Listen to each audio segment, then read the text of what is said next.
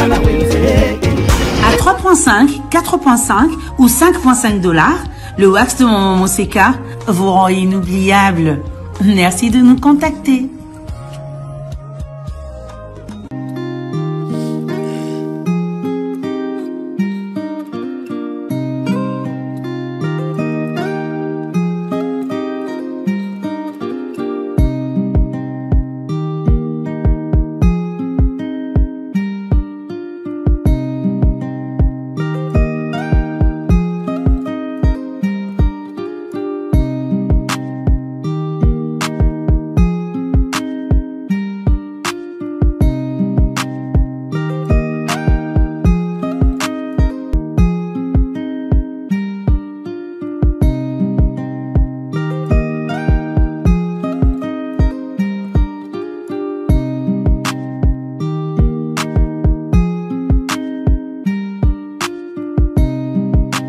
Isaré, nous faisons du soleil, de l'électricité. Nous avons des kits comme kit bilingue, kit gold, kit premium, kit diamant. Nous sommes situés à la 2e rue Limitée industrielle, en diagonale de l'église La Compassion, référence Mobile Métal. Pour plus de contacts, veuillez nous contacter au 082 19 71 737. Frika Isaré, nous faisons du soleil, de l'électricité. Non à la balkanisation de la République démocratique du Congo. Le Congo restera un et indivisible.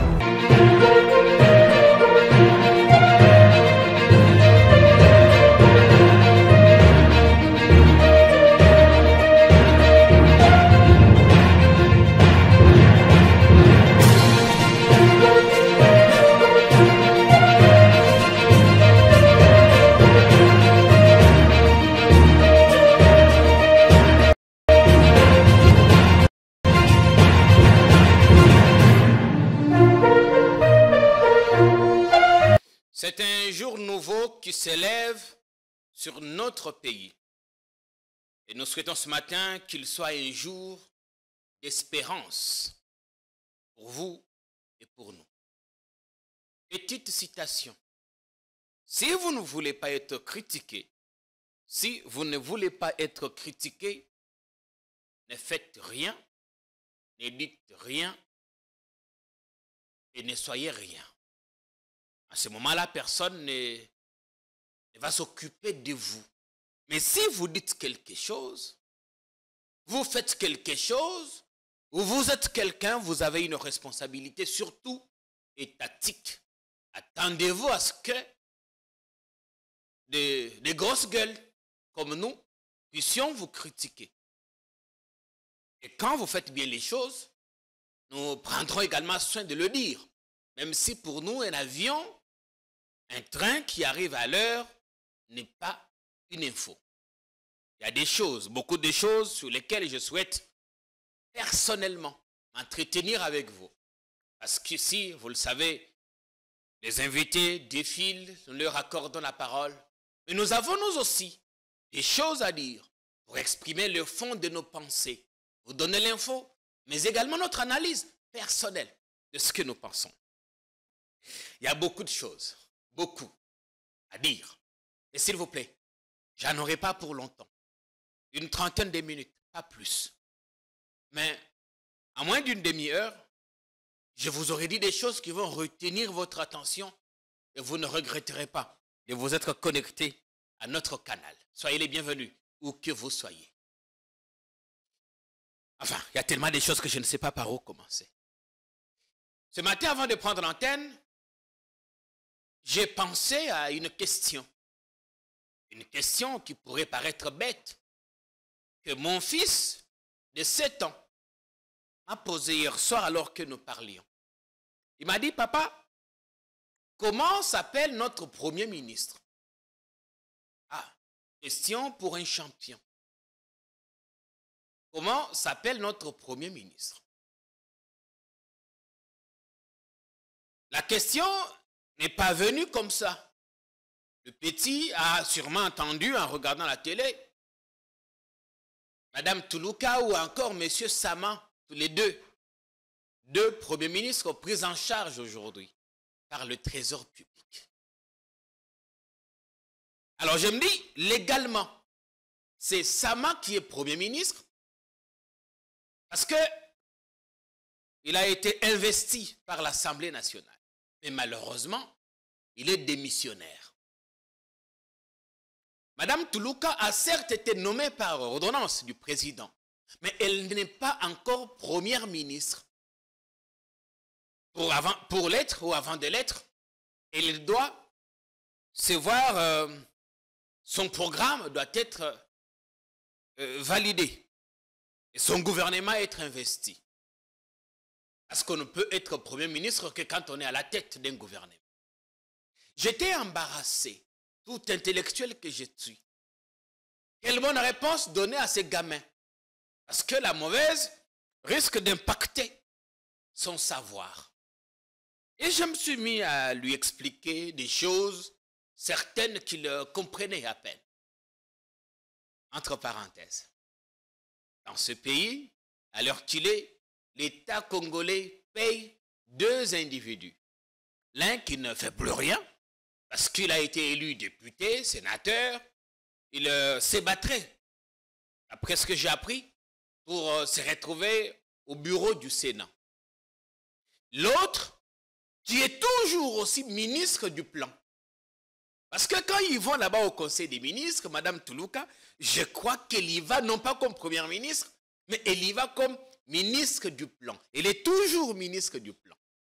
Même si l'ordonnance la nommant à la primature, j'aime bien appeler ça le château de l'avenue du roi Baudouin. Même si l'ordonnance la nommant abroge les ordonnances antérieures, mais le fait ici, c'est que son gouvernement assure, expédie les affaires courantes. Ce n'est pas pour ça que je vais prendre toute l'antenne pour vous expliquer des choses, parce que c'est des choses que vous connaissez.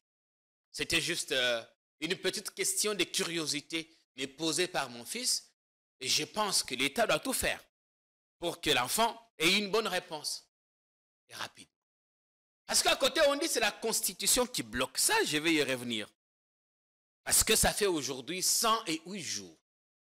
Normalement, nous devrions être là, en train de coter le président, en train de lui dire en 100 jours, qu'est-ce que vous avez fait, messieurs?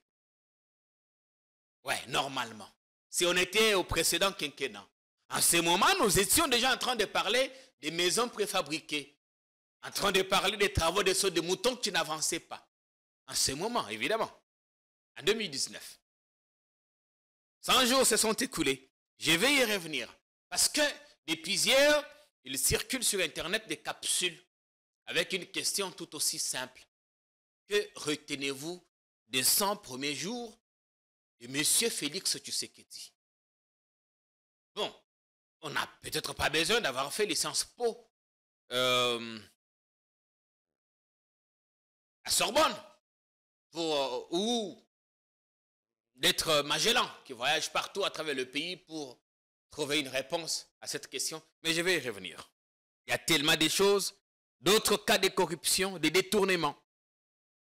Mais à côté de ces Congos qui s'effondrent, à côté de ces géants qui pataugent, il y a des bonnes âmes. Il y a des bonnes personnes. Ceux d'entre nous qui se distinguent sortent du lot, impactent positivement leur entourage, leur milieu, leur profession. Quand on parle des policiers chez nous, ils sont souvent étiquetés, très mal perçus.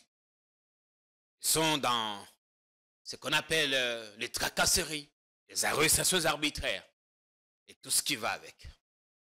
Non, tous les policiers ne sont pas à mettre dans ces lots. Surtout quand nous parlons des agents de circulation routière, ceux que nous appelons ici communément les policiers de roulage.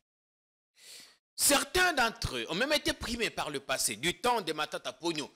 En son temps, on savait récompenser, rémunérer, enfin récompenser les bonnes personnes, le travail bien fait.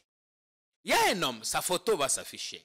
Nous portons heureusement le même prénom. Il s'appelle Jean-Pierre. Jean-Pierre Beya Katukonki. Parce que quand nous parlons de ces Kassaïens qui détournent, oui, si vous regardez très très bien, il y a toujours un Kassaïen là, qui est là dedans. Quand nous parlons de ces Kassaïens qui n'aiment pas leur pays, de ces Kassaïens Mikilis qui détournent ici pour investir ailleurs, il y en a un, enfin pas un, il y en a d'autres qui se distinguent. Ces Congo, des gens qui font les choses autrement. Non, aujourd'hui j'ai envie de vous parler de deux Kassaïens, un homme et une femme. Ah non, ne quittez pas. Mais je ne souhaite pas les prendre sous ces prismes tribalo-ethniques. Vous savez que nous n'aimons pas ça ici. Je souhaite plutôt parler des deux valeureux Congolais, deux dignes fils. Enfin, il y a un homme et une femme qui font leur travail de façon exemplaire. Monsieur Jean-Pierre Beyakatukonki a servi au sein de la police, enfin, au sein de l'administration pendant 50 ans. 50 ans d'une carrière couronnée. Et il a été recruté à la police de circulation routière en 97-98 par Mouzé. Il fait partie des 108 gendarmes qui ont été recrutés en son temps pour intégrer la police nationale. Et notre cher Jean-Pierre s'est retrouvé à la PCR. Ceux qui fréquentent le tronçon Lukusa-Ngongolo-Tété, ils le connaissent pertinemment bien. Et d'ailleurs, nous lui avons donné le pseudo de Touloukusa. Touloukusa parce que il est toujours en poste, fidèle à son poste, toujours à l'heure, ne tracasse personne. En cas de problème, il te conseille. Je ne connais pas quelqu'un qui a un mauvais souvenir de ces messieurs. Récemment, il a pris ses vacances aux USA. Nous étions tous heureux. Évidemment, au-delà de ce qu'il fait comme travail, il a des enfants qui ont grandi et qui sont à l'étranger, qui se tapent plutôt bien la vie. Notre cher Jean-Pierre, après presque 25 ans de carrière au sein de la police de circulation routière, il a malheureusement pris sa retraite le samedi. Le samedi 4 mai restera un jour historique marquant la fin de la carrière de ces messieurs. Un homme religieux qui avait en lui toutes les valeurs d'un citoyen modèle. Parce que on ne peut pas aujourd'hui à Kinshasa parler de la PCR sans inévitablement faire allusion à cet homme avec toute sa masse et son poids.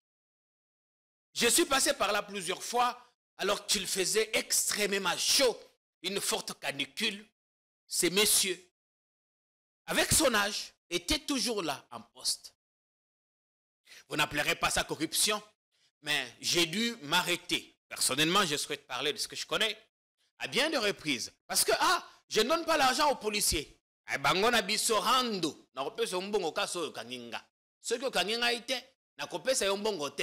qu'entre Bangon Abisso et Zalani Tika, je parle des policiers de roulage, ou la PCR. À bien de reprises, je me suis arrêté et pensé à trouver un peu d'eau à ces messieurs. Parce que j'apprécie énormément le travail qu'il fait. Évidemment, il ne nous revient pas de donner des sous. Cela peut être vu, perçu comme pot de vin aux agents publics. Mais si cela peut être perçu comme récompense, interprétez comme vous voulez. Allez, il a pris sa retraite, il va se reposer. Après 50 ans, la question que je me pose, c'est que combien va-t-il toucher? Ce n'est pas une misérable somme qui ne va sûrement pas dépasser 5 000 $. Mais il a cassé, enfin, il a pris 50 ans de sa vie au service de l'État congolais, de la nation. Il va survivre ici, ce n'est pas la modique somme qu'il aurait reçue, qu'il n'a peut-être pas encore perçue. Parce que ce n'est qu'avant-hier, qu'il est parti en retraite. Ce n'est qu'avant-hier. Et ici, je me disais, faut-il penser à une initiative de collecte des fonds pour ces messieurs? J'essaie de formaliser les choses. Je n'essaie pas non plus de vous surcharger. Mais, personnellement, je vais chercher ces messieurs, parler avec lui, et voir est-ce qu'il peut accepter de parler, faire une émission, nous expliquer comment il faisait-il pour arriver à son poste, toujours à l'heure, et quitter à l'heure prévue. Comment faisait-il pour supporter toute cette canicule? Une journée entière. Comment faisait-il pour être aussi professionnel, pour ne pas brutaliser les gens, pour les conseiller et mériter leur admiration? Comment faisait-il? J'ai bien l'intention de faire une émission un jour ou l'autre avec ce cher Jean-Pierre, parce qu'il nous a impressionnés tous. Parce qu'en même temps que nous décrions les médiocres, il faut que les excellents soient valorisés, qu'ils soient valorisés. C'est très important. Mais bon, on va y penser et nous y travaillons. Que Dieu lui accorde une longue vie. J'espère qu'après ça, il pourra peut-être encore retourner aux USA. Oh, si je suis au courant, pourquoi ne pas lui payer un billet d'avion? Pourquoi ne pas le faire? Bien. Bon repos, champion. Repos mérité. Repos largement mérité. Monsieur Touloukoussa. Alors, il y a aussi une dame. Je vais vous balancer le reportage. En fait, il y a une autre facette du Congo qu'on ne montre pas à la télé. C'est misérable. Il y a un autre Congo, un autre côté de ce Congo qui émerge, qui avance, que les médias ne montreront jamais. Un média est allé à la découverte d'une dame. Elle s'appelle Françoise Loukadi. Oh, excusez-moi encore de parler des noms qui peuvent s'apparenter au Grand Kassai, même si elle peut être d'une autre région. Je ne la connais pas, personnellement. Mais je suis tombé sur ce reportage à vous glacer le sang. Françoise a réussi à installer sous les hauteurs de l'université de Kinshasa une ferme de reproduction d'imposés. Vous voyez l'imposé. Si je viens chez vous et que vous avez à m'impressionner, pour l'amour du ciel, si vous n'avez pas les soso ana ipa ya biso, soso ya bomo yoana oto lingaka mingi, ce que ça été, olambelinga mpose. C'est que Ozungai. Là, je peux vous cracher tout, y compris tous les secrets d'État. Allez, c'est bien pour détendre l'atmosphère. Françoise a réussi à installer une ferme de reproduction d'imposés. Les imposés sont ces larves qui sont pleines de protéines, de glucides et de lipides, qui grandissent naturellement dans le palmier. Mais vous allez constater dans le reportage que là-bas, ce n'est pas dans les palmiers que les imposés se reproduisent. On a imaginé notre système. Oh, que c'est beau de voir des Congolais se dépasser, aller au-delà. Impressionné. Des gens comme ça, vous verrez, Monsieur Nicolas Kazadi ne sortira jamais des fonds en urgence pour les aider. Non. Il ne sortira jamais des sous. Le gouvernement ne s'intéressera jamais aux gens comme ça. Jamais. Dommage. Regardez ce reportage, on se retrouve pour la suite. Salut. Derrière cette jeune dame aux allures innocentes se cache une manipulatrice des insectes comestibles. Françoise Loukadi nous emmène dans l'univers des larves de palmiers d'imposés sur les hauteurs de l'université de Kinshasa. Personne n'arrivera plus sur les marchés, on lui dira que c'est fini, il n'y a plus d'imposés. On est une structure qui vient en appui à la protection de l'environnement, notamment des écosystèmes de palmiers. On n'abat pas le palmier, on produit l'imposé sur base des déchets des différents types de végétaux. La température idéale pour la production d'imposés, c'est 25 degrés et l'humidité ne peut pas dépasser 70%. Habituée à se développer dans des troncs des palmiers en décomposition, cette ferme d'élevage a tenté une expérience réussie, loin de l'habitat naturel. On fait des captures de géniteurs dans le milieu naturel. On les ramène vers nous et on a pu mettre en place notre propre troupeau reproducteur. Pour le moment, la production actuelle par mois, on peut atteindre 300 kg de larves d'imposés le mois. Nous ne produisons que l'imposé, mais le projet est en cours pour produire d'autres espèces. Et évidemment, à partir de déchets d'imposés, pourquoi pas produire les champignons, pourquoi pas mettre en place des fertilisants. Nous sommes à l'université de Kinshasa et on peut mettre en place des fertilisants et donner aux étudiants qui font leurs travaux de mémoire ou des TFC. L'idée du départ est de combler la carence en alimentation des orphelins et des autres personnes âgées.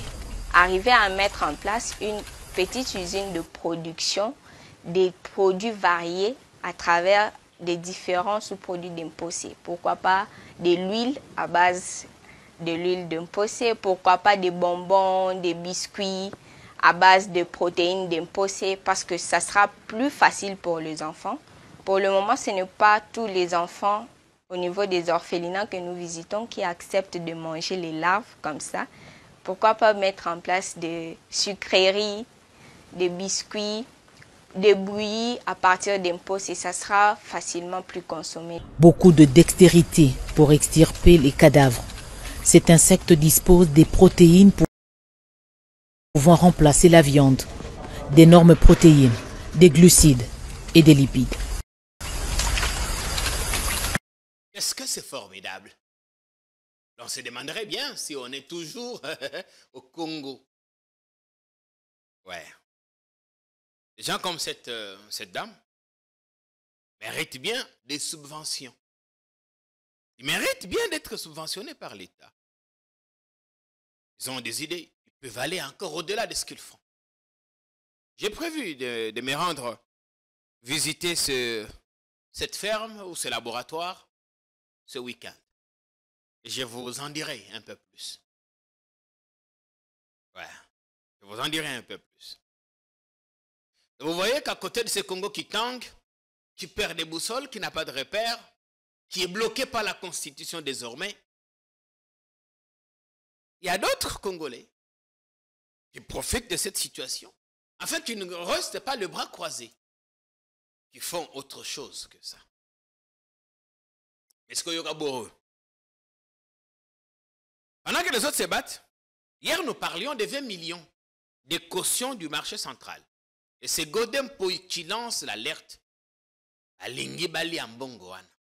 Et nous avons appris que toutes les manœuvres qu'il y avait autour de Gentili Ngobila en son temps, à Longolaye, invalidé, Boye, c'était pour que Bati aille hors circuit, pour que cet argent sorte et qu'il soit détourné par nos chers frappeurs impénitents. Godem Poy vous dit qu'il y a de fortes pressions, des manœuvres qui vont dans le sens de détourner, de prendre, récupérer à la banque les 20 millions que l'État congolais a donné en garantie, en caution pour la construction du marché central. Dans ce pays, on ne parle que des millions. On ne parle que des millions. Que des millions. Que des millions. Là aussi, on parle des millions. Des millions à l'Agence congolaise de l'environnement, ACE. Là-bas, le directeur, M. Delphin Lama, et son adjoint, M. Jean-Claude Emene, ils sont à couteau tiré. Le DGA accuse son titulaire de mauvaise gestion. 1 million de dollars. Et c'est volatilisé en un clin d'œil.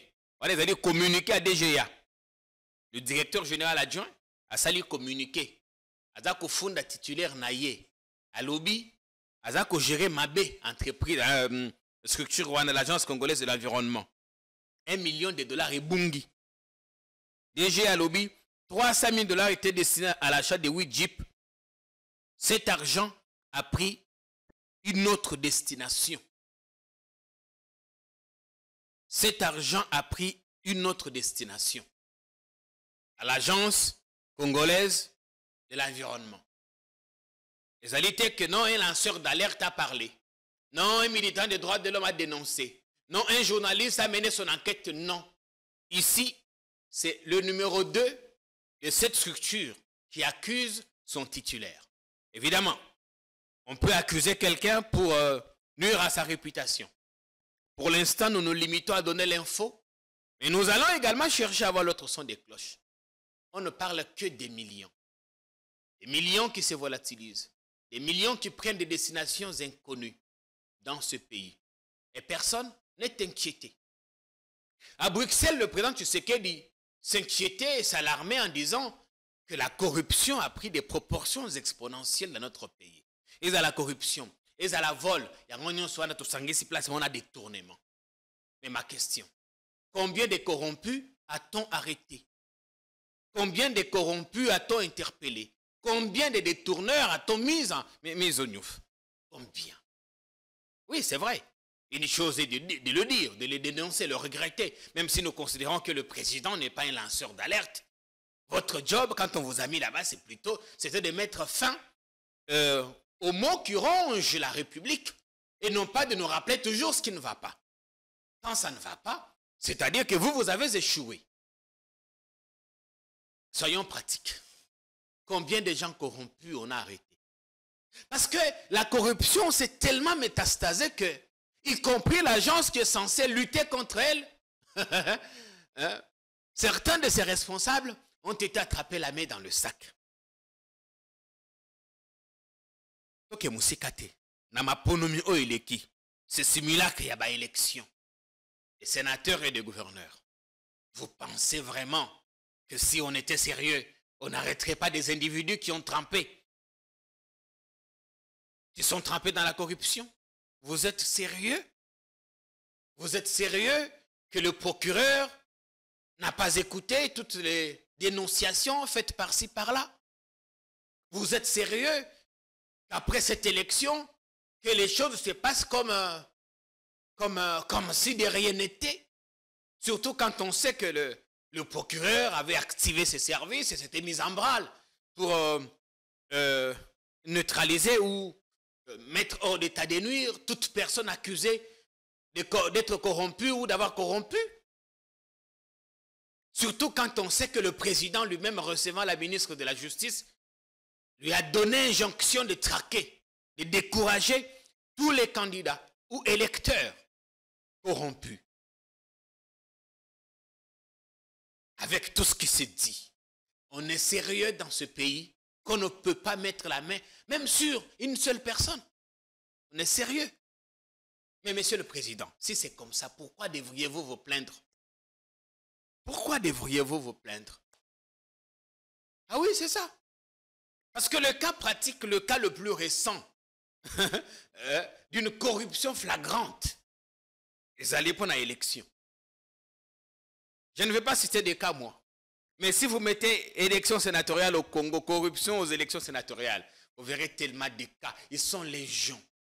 Ils sont tellement nombreux que si on est sérieux, on mettrait la main sur... on invaliderait même tous ces députés, enfin tous ces sénateurs. Et il y a maintenant un point. Le point, c'est que tous ceux qui ont été élus sénateurs, imaginez-vous que 60% de ces messieurs sont déjà députés, ils sont ministres, ils sont mandataires publics, ils sont gouverneurs. Et imaginez-vous qui est-ce qu'ils ont comme suppléants? Leurs femmes, leurs enfants. Nous allons avoir une chambre composée de suppléants. Parce que leurs parents sont des autorités morales du parti. Il est probable qu'ils se retrouvent au gouvernement. Nous aurons des fils à l'Assemblée nationale, des filles ou des mères à l'Assemblée, au Sénat, probablement des neveux ou des petits-enfants dans les assemblées provinciales, peut-être aussi au communal. Oui, c'est notre système. Nous l'avons voulu ainsi. Mais jusqu'à quand va-t-on laisser prospérer la bêtise? Ne pensez-vous pas qu'il est temps que ça s'arrête? Ah oui, il est temps que ça s'arrête. Mais comment? Changer de constitution? Ah, ça, on va en parler. J'ai fait venir aujourd'hui l'un de ceux qui ont rédigé la constitution actuelle. Une belle émission avec le professeur Auguste Mampouya, à ne pas manquer. Il fait partie de ceux qui ont rédigé notamment les dispositions intangibles sur le nombre, la durée de mandat présidentiel, la forme républicaine de l'État et tout ce qui va avec. Il viendra nous parler sur la nécessité, parce qu'on dit, cette constitution a été écrite au Rwanda. Kagame en détiendrait les manuscrits. Parce qu'il y a des lobbies, Tutsi Power, qui travaillent dessus. On va vous dire tout ça. Oh là là. Il y a des choses à vous dire.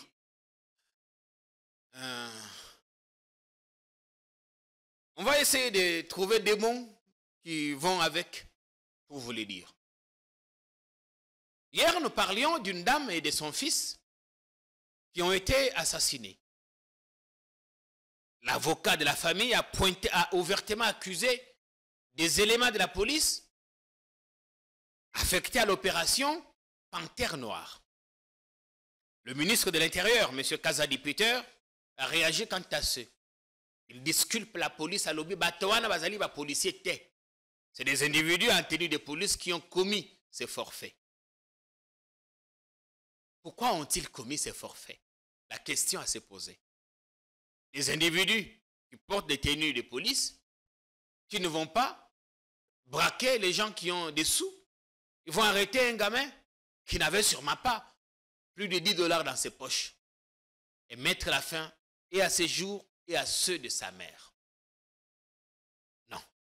Il faut qu'une enquête sérieuse soit menée et que les responsables soient retrouvés. Alors que nos mémoires peinent encore à oublier Chérubin Okende, Sengapé à son âme.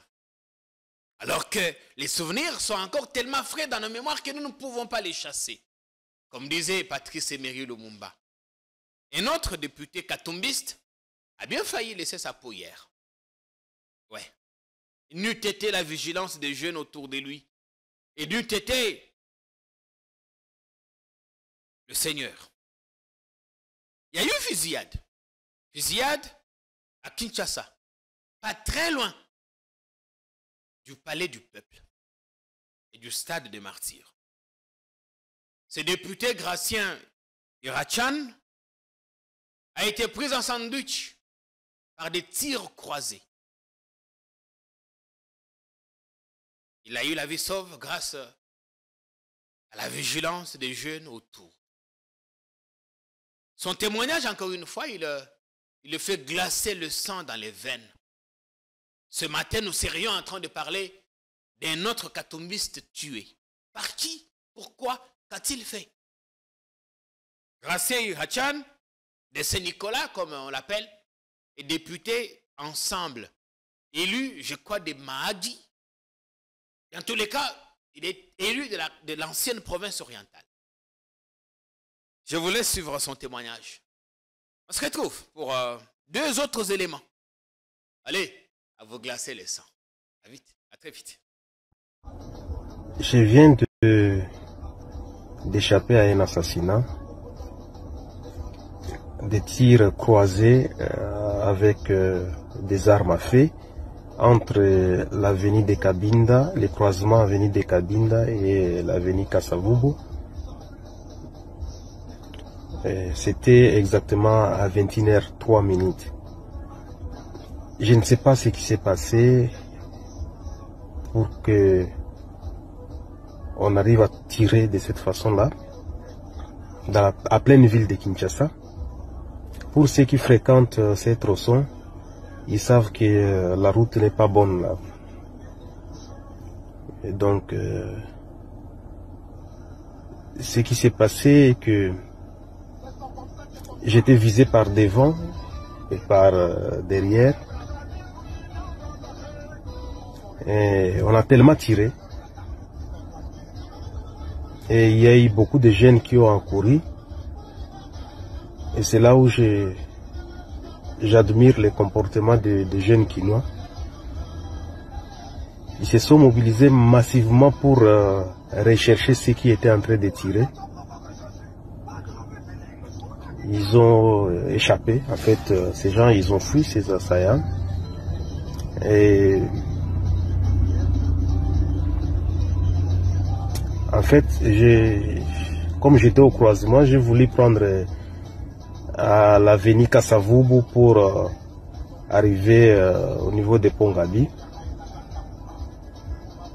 Et tellement j'étais pourchassé par les tirs, je n'ai pas pu. À un moment donné, je me suis arrêté, sortir carrément de la voiture. Et les gars là, ils étaient tellement courageux qu'ils ont continué à filer dans ma direction. On était à pied avec les gens qui couraient. J'ai laissé la voiture. Après, les jeunes se sont mobilisés pour rechercher. Et ces gens, après, ils se sont envolés, ils ont fui. Bon, je suis rentré, j'ai récupéré la voiture.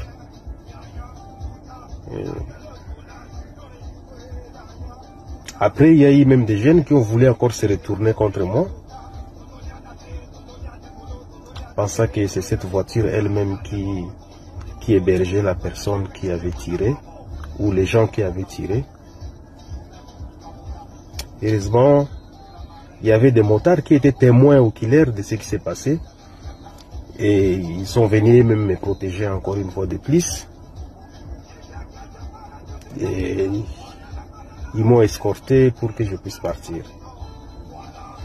Voilà, je ne sais pas dire avec précision qui ont fait ça, comment je me suis retrouvé dans ça. Je vais faire ma déposition à la police. Bon, la suite, on pourra peut-être le savoir. Mais je tiens à dire que ce n'est plus facile d'exercer la politique en RDC.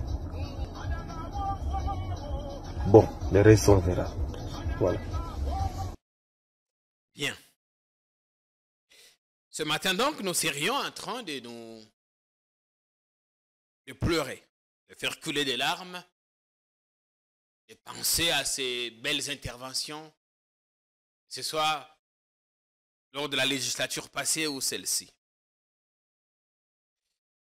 Pour l'instant, nous ne savons pas qui sont ces hommes, pourquoi l'ont-ils pris en sandwich, pourquoi l'ont-ils pris pour cible.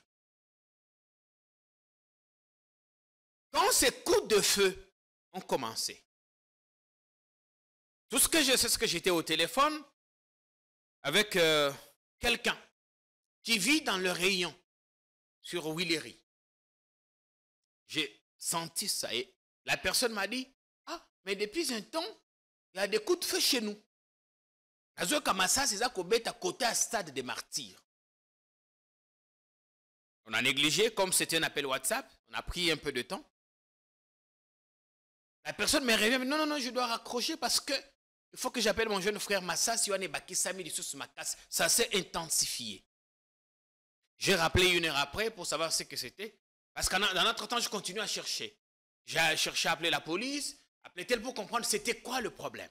Le numéro de la police, le général Kilimbalimba, son numéro sonnait à vide. Et ce matin, nous n'avons pas encore de vraies infos sur ce qui s'est passé. Nous allons continuer à enquêter. Il est difficile d'avoir du carburant. Le carburant est devenu une denrée rare.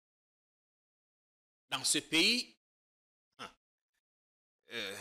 bon, quelqu'un disait en plaisantant que nous faisions un stage pour aller en enfer. Et nous vivions l'enfer sur terre. Parce que figurez-vous qu'il fait extrêmement chaud, qu'il n'y a pas de courant, et quand il n'y a pas de courant, il n'y a pas d'eau. Les gens sont payés en retard.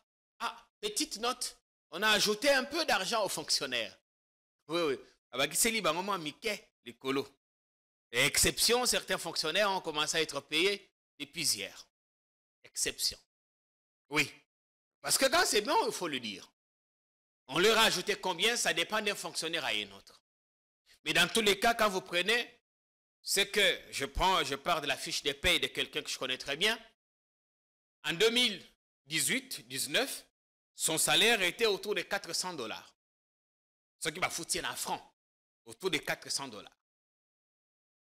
Jusqu'il y a un mois, salaire n'a comme 250 $. On a ici, il y a comme 300 quelque chose. Le pouvoir d'achat. Les bunga de temps en temps. Carburant, il n'y en a pas. Mon chauffeur a mis 2h30 hier pour n'avoir que 20 litres. Le ministre des hydrocarbures a salué communiquer à l'EBT. Carburant, ils ont été parce que c'est pas qu'il fournir carburant, c'est topé, c'est une injonction.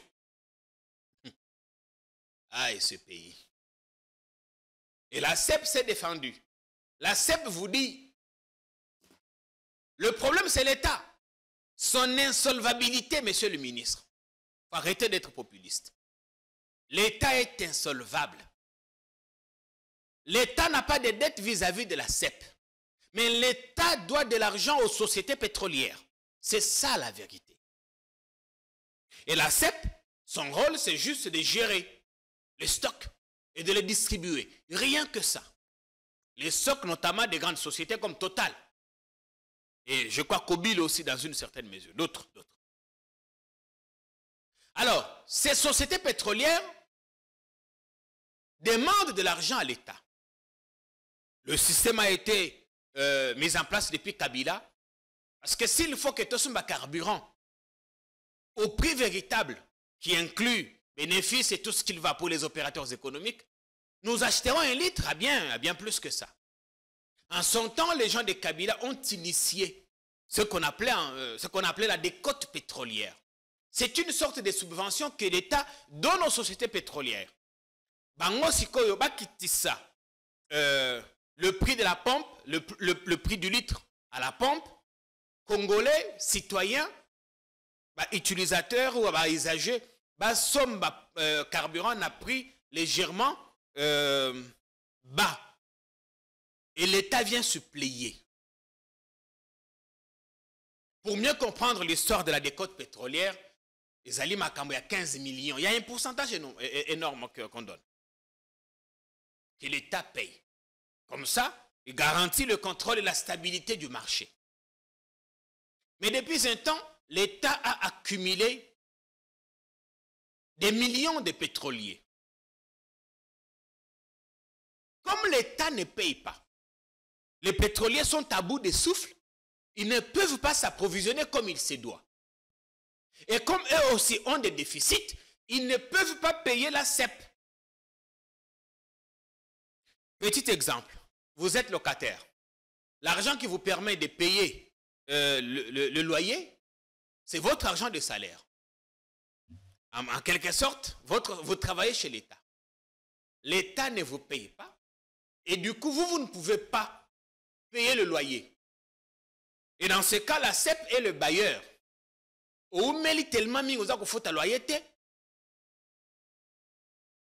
Le bailleur vous met en demeure. Au besoin, obtient votre expulsion. C'est peut-être pas la même situation, mais c'est ça. L'État doit de l'argent aux pétroliers. Les pétroliers, à leur tour, ont des stocks chez CEP. Et comme les pétroliers ne savent plus s'approvisionner. Carburant, stock et tikali mouké. Et comme ça, les pétroliers ne payent pas correctement la CEP. Du coup, la CEP a suspendu les heures supplémentaires et l'approvisionnement les week-ends. Parce que son personnel ne travaille pas les week-ends.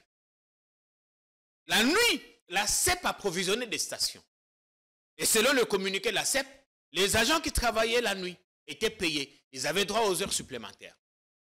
Maintenant, comme la CEP, qui ne vit que de ce que lui donnent ses clients, qui sont les pétroliers, elle est bloquée. Elle ne sait pas aller au-delà. Donc, pour débloquer la situation du carburant, la pénurie, c'est l'État. Si l'État paye aux pétroliers, les pétroliers s'approvisionnent et payent aussi leurs factures chez CEP, le tour est joué. Est-ce qu'il faut de la magie pour expliquer ça à notre cher ministre?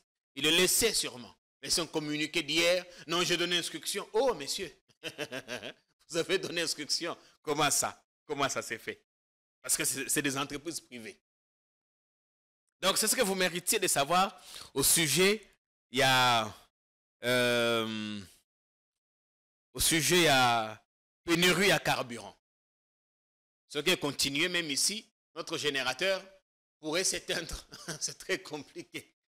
Donc, il faut des longues heures d'attente pour pouvoir s'approvisionner. Et ça, on dit comment c'est là qui est que, à côté de Makamwa, à côté qui pas Corneille Nanga, il a démenti Jean-Claude Kadima. Vous allez suivre son commentaire, sa réaction, pardon. Mais d'abord, le message de Madame Kabila, Maman Olive Lembe Kabila, aux sinistrés, aux familles victimes de l'attaque meurtrière de Mugunga. À Komimboye, toutes nos prières sont portées vers le Seigneur Jésus-Christ et Dieu, le Créateur du ciel et de la terre, le Maître des temps et des circonstances, afin que la paix et la quiétude règnent dans notre cher et beau pays. Que l'Éternel pense les plaies, qu'il réconforte les victimes de l'insécurité dans la partie est de la RDC. Maman Olive Lembe Kabila, qui pense aux familles des victimes. Bandeko yo basilaki ko kufela bandeko. Abao basilaki ko kufa à la suite de cette attaque meurtrière. Et hier encore, les États-Unis ont maintenu leur position en accusant ouvertement le Rwanda d'avoir bombardé un camp de réfugiés. Les États-Unis demandent à ce que des responsabilités soient établies. Nous souhaitons juste qu'on ne va pas s'arrêter à une simple dénonciation. On va aller au-delà. Un compatriote accusé d'avoir rejoint Nanga, Toyo Kaïma Moke, de Jean-Claude Kadima. Toyo Kaïbongo, aussi sa émission à l'élo. Bonsoir. Bonsoir, bonsoir. Je crois, je ne suis pas du genre de faire des vidéos. Mais si je fais la vidéo cette nuit, c'est pour premièrement démentir la fausse information, la fausse nouvelle qui circule sur les réseaux sociaux en disant que Jean-Claude Kadima est, je ne sais même pas où, mais chez Corneille. C'est faux et archi faux. Jean-Claude Kadima est bel et bien à Kinshasa, chez lui, dans sa résidence. Je suis chez moi en ce moment ici, sur 5e rue numéro 13, quartier Kimbamu.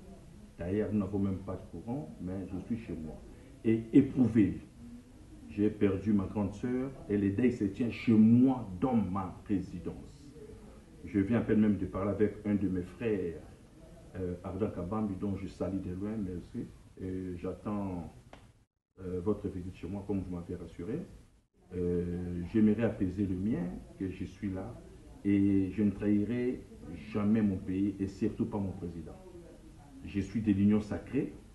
Mon parti, c'est ACHDC, Alliance des chrétiens pour le développement du Congo, avec le président, avec comme président le professeur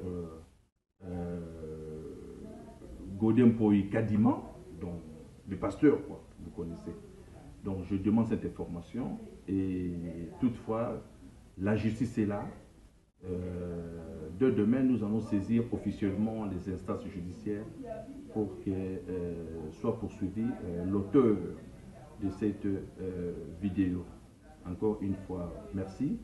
Je soutiens Fachi. Fachi, c'est mon sang. Le président de la République démocratique du Congo, je le soutiens, c'est mon sang et je ne les trahirai jamais. Et ceux qui me connaissent, me connaissent. Merci beaucoup. Bien. Jean-Claude Kadima. Ça nous permet d'avoir une idée sur qui fait quoi et qui est dans quoi. Il y a tellement de choses que je dois rendre l'antenne. Je vous invite à suivre vivement une émission avec le professeur Auguste Mampouya sur la nécessité de changer des constitutions. Le président a dit qu'il va mettre en place une commission pour travailler. Mais au-delà de ça, il y a des gens qui sont convaincus que la constitution actuelle est une constitution des belligérants. Là, ils oublient sûrement qu'ils ont... Pardon. Que les mêmes n'ont pas participé au référendum. Les mêmes ont oublié que cette constitution a été soumise au choix ou à la volonté du peuple qui l'a approuvée. Ils ont oublié que la constitution des belligérants, c'est plutôt celle de la transition. On reviendra sur ça. On a fait venir un de ceux qui ont rédigé, notamment les dispositions politiques sur le fonctionnement des institutions. On reviendra sur ça. Mais, l'Assemblée nationale, quand est-ce que nous aurons le bureau définitif? Il y a un souci là-bas. Un député a mis en demeure. Il a lancé un ultimatum à charge contre M. Mbosso. Ça fait 1 mois que ces gens ne siègent pas. Ils vont malheureusement être payés. 1 mois que tout est renvoyé au calendrier grec. Avec tout ce qui se passe dans ce pays, M. Mbosso et ces gens s'arrangent à prendre l'Assemblée nationale en otage. Pas de bureau définitif, pas de plénière. Et pas de calendrier pour voter, pour élire le bureau définitif. Les choses tirent à longueur. Et dans l'entretemps, Mme Toulouka est obligée d'attendre avant de composer son gouvernement. À la fin, on va dire, non, mais c'est la Constitution. Non, mais à quel moment? À quel moment? Il faut qu'une solution soit trouvée très rapidement. À tous et à chacun, merci pour le temps que vous avez pris à nous regarder. Je crois avoir tout dit ce matin. On finit par cette petite vidéo des inégalités. Ce sera la fin de l'émission. Moi, la classe, ça a interpellé la classe politique. Comment les gens peuvent être dans des jeeps climatisés, des jolis bureaux à Kinshasa et oublier cette disparité criante, ces inégalités sociales. Il y a juste une caste d'individus qui se servent des ressources du pays. Et tout le reste. On regarde ça et c'est avec plaisir que j'ai produit cette émission pour vous. J'espère que vous l'avez apprécié. De temps en temps, on reviendra pour vous dire ce que nous pensons, même si nous n'aimons pas prendre la parole de temps en temps parce que nous connaissons comment tourne le pays. Mais si vous ne voulez pas être critiqué, ne dites rien, ne faites rien et ne soyez rien ou personne. Portez-vous bien. Salut. Chers membres du jury, chers enseignants, chers collègues, distingués invités, bonjour. Encore une fois de plus, bonjour. J'ai un poème intitulé L'inégalité sociale dans notre pays. Les petites maladies dans notre pays, mais tout le monde ne sait pas. Tous les pays du monde viennent puiser chez nous, mais nous vivons comme si nous faisions des comédies. L'inégalité sociale est en grande échelle. Les autorités et les étrangers vivent les paradis, mais la population meurt de faim. Nous vivons la vie sans certitude. Quand je pense sur le gouvernement, je me sens mal comme quelqu'un qui a pris la nourriture sans condiment. Lors de la campagne électorale, les politiciens se transforment en nos amis. Pourtant, ils sont à la recherche de nos voix. Après les élections, ils nous oublient et ne se souviennent plus de la misère de la population. Et dans le Parlement, ils se partagent toutes les richesses du pays. Certaines catégories pour 500 000 $ par mois, d'autres 350 000 $, 200 000 $, 100 000 $, 21 000 $. Pendant qu'un militaire qui est au front touche 35 $. Un enseignant qui forme les cadres et les autorités du pays touche 75 $. Quelle injustice sociale, Congo, mon pays. Pour qu'un militaire et un enseignant touchent un salaire d'un député national.